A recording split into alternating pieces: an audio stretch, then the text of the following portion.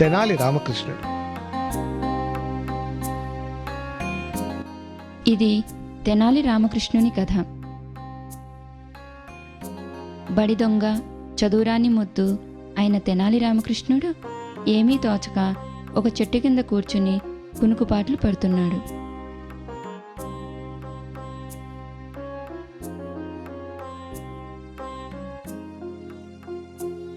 ఆ దారినే పోతున్న సన్యాసి రామకృష్ణుని చూసి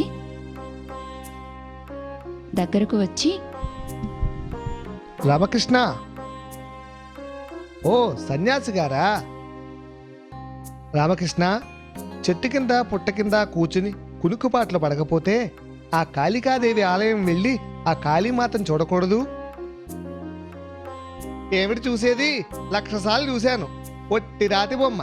మళ్ళీ మళ్ళీ చూసేందుకు ఏముంది? బొమ్మని కాదు, అమ్మనే, కాళీమాత నిజమైన రూపాన్ని చూస్తే భయపడతావు సుమా. భయమా? నాకా? ఏది చూపెట్టు, ఎంత భయంగా ఉంటుందో నేను చూస్తాను. అంత తేలిగ్గా కనపడుతుందేమిటి ఆ తల్లి? మరి ఎలా కనపడుతుంది? పూజలు తపస్సులు చేయాలా? మంత్రాలు పఠించాలా?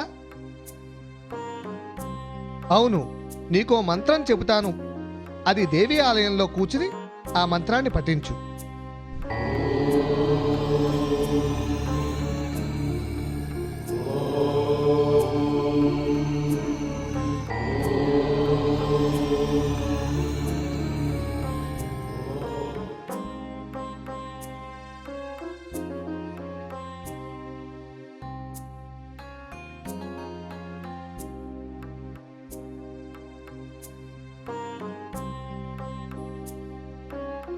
దేవీ స్వరూపాన్ని మనసులో తలుచుకుని తన మనస్సును లగ్నం చేసి సన్యాసి చెప్పిన మంత్రాన్ని దీక్షతో పట్టుదలతో పఠించాడు రామకృష్ణ.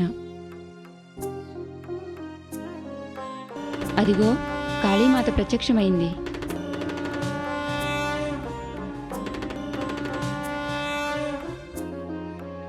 రామకృష్ణ, నీ దీక్షను మెచ్చి తిని నీకు వరము ప్రసాదించుచున్నాను.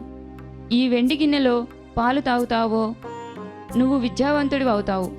ఈ వెండి గిన్నెలోని పెరుగు తాగితే కుబేరుడు అవుతావు. ఏది కావాలో కోరుకో. రామకృష్ణ! అమ్మా జగజ్జనని, సర్వజ్ఞురాలు, నీకు తెలియందేముంది? లక్ష్మీ సరస్వతి ఇద్దరూ సమానులే కదా. ఎవరి ప్రసాదాన్ని తిరస్కరించినా తప్పే కదా. అందుకే రెండూ తాగేశాను.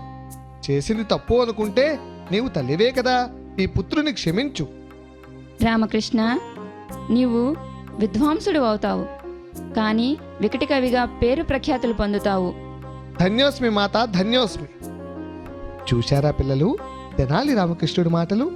చేసిన తప్పును ఎంత తెలివిగా సమర్థించాడో. లక్ష్మి అంటే డబ్బు, సరస్వతి అంటే విద్య. కాబట్టి మానవుడి జీవితంలో రెండూ అవసరమే. ఏమంటారు మిత్రమా? మన విద్యాభ్యాసం నేటితో పూర్తయింది. అవును మిత్రమా. మళ్ళీ మనం ఇక మన జీవిత గమనంలో మళ్ళీ ఎప్పుడు కలుసుకోగలమో ఏమో. దాందే ఉంది మిత్రమా, మనసులో ఉండాలే కానీ ఎప్పుడైనా